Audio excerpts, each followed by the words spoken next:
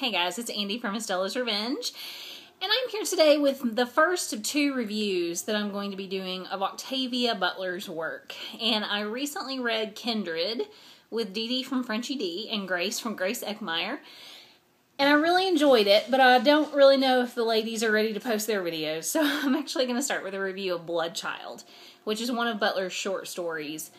And I just had a huge Cajun dinner and I'm so tired. So we're going to do this. You ready? And here's my dog. Oh my god. Okay. So Bloodchild is a story that I read for the first time several years ago. I was teaching it for a science fiction and fantasy class, as a matter of fact. And at the time that I read it, I had never read any of Butler's work. I knew her name because she's one of very few African-American females writing sci-fi. And so I knew I wanted to read and teach something of hers because I thought it would be a good discussion point for us. And what I found when I read the story was something really profound and discussable, really discussion worthy. So the story is quite complicated. It is about an alien species called the Tlic, T-L-I-C, I believe, have come and invaded Earth, and they have put humans into reserves. So rather than treating them like slaves, they sort of treat them more like pets. Or at least some of the alien species, the Tlic, do. In the case of this story, we get to see the action from the point of view of a young male child. I don't remember exactly how old he is, but I want to say maybe between the ages of 8 and 12. I mean, quite young. And so on this planet, the Tlic have, made the humans dependent upon them. And so the Tlic actually are a matriarchal society, and the female Tlic impregnate male humans. And it's quite a horrible process, but the story is really about this boy who has had a specific Tlic in his life discovering that this will happen to him.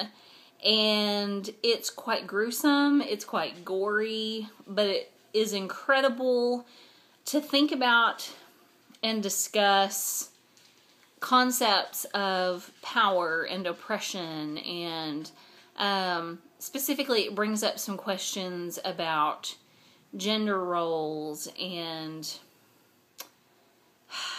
just being invaded and taken advantage of and being subservient. And what I love about science fiction, when I read really good science fiction, is that it is so wonderful at taking a situation and critiquing our society by just turning up those problems that we already have, to a really high level, so that we can step back from them and say, this is a serious, in some cases, overstatement or new context for a problem. But we can use that to critique our society and our ideologies and our stances on things. And that's what I think this story really allows the reader to do.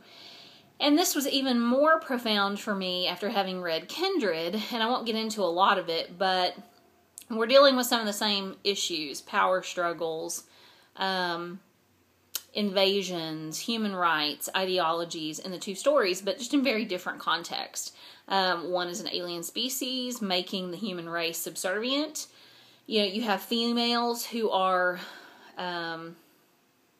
invading males. And then in Kindred, you have a slave-holding society, and you have a woman who is from a contemporary time period who's going back and having to deal with a lot of those same issues, but just like I said, in a very different context. So this is an incredibly powerful short story. It's, I think, probably 30 or 40 pages long. It is very well developed. I really enjoyed Butler's writing, and I enjoyed her critique for certain. I enjoyed the way that she confronted a lot of gray areas within her power structure, and the way she turned a lot of our ideologies and power structures on their head. Really for wonderful critique, like I said. So it's a tough story to read, Bloodchild. It's very difficult, but it is most definitely worth it. And if you are interested in reading Butler's other works, I think it is so beneficial to have that point of comparison, to see how some of her themes carry over from one work to the next in those different contexts, because it really gives you a different take on those situations and on the issues themselves. So if you have some time, go read it. I will link Bloodchild down below. There is a copy of it available online, and I hope that you will share your thoughts if you have a chance to read it. You guys have a good day. Bye.